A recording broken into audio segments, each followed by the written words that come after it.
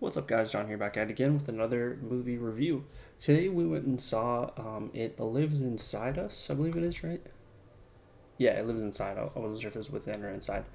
I hadn't seen very many trailers for this movie, so not a lot was spoiled, which was a good thing. The only trailers I did see was in the theater itself, but it looked interesting, and it definitely filled that bucket. It was a very entertaining movie with a pretty solid storyline. It wasn't necessarily the scariest movie if you're like a die-hard horror fan and don't get scared easily. It's not the scariest movie, but there are some creepy aspects to it. This movie relies heavily on the story, which is kind of a new, fresh twist.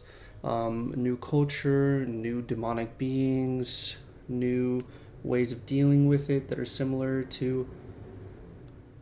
that was loud similar to other movies we've seen in the past in terms of like how to deal with a demonic style being.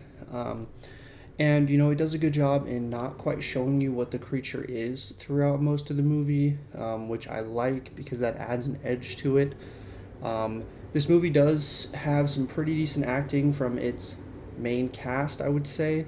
Some of the side characters were a little, I mean, they were a little lackluster, and kind of throwaways. But the main girl and her parents, I think, did a fantastic job in this role or in these roles, as well as the teacher. She was pretty solid as well. Um, in terms of music, I would say that's kind of a big lacking point. It didn't necessarily set the mood for me.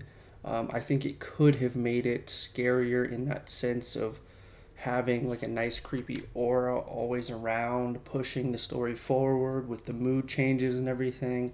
I think that would have helped. And it could have been scarier, I would say. But that's just, you know, my opinion. Some people might find this movie scary. I'm not really sure. Um, some might not. I didn't necessarily find it scary. I just thought it was entertaining. Overall, I'm going to give it a 7 out of 10. I think that's honestly a really fair score from my perspective because, like I said, it does have some really good shots. Some of the camera shots in this are fantastic. And there's some creepy scenes and stuff that really elevates it. And then there's some stuff that pushes it to where you're like, oh, I see where they kind of cut back on the budget here, maybe a little bit of budget there.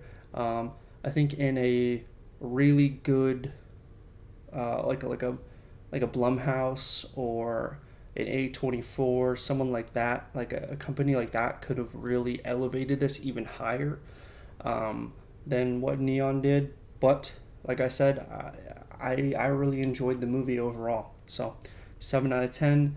This isn't necessarily one you have to go see in theaters, but you know, if you don't have anything else to watch, I would recommend it because it's going to kind of add to the experience. I love watching movies in the theaters, so yeah, it's one I would recommend regardless, whether you see it in theaters or not. Um, Hope you guys enjoyed. If you have seen this movie, let me know what you guys thought down below. We got more horror movies to come, more creepy videos to come, stuff like that. Any recommendations, go ahead and throw them in the comment section. Like, comment, and subscribe. And like always, I'll see you on the next one. Peace.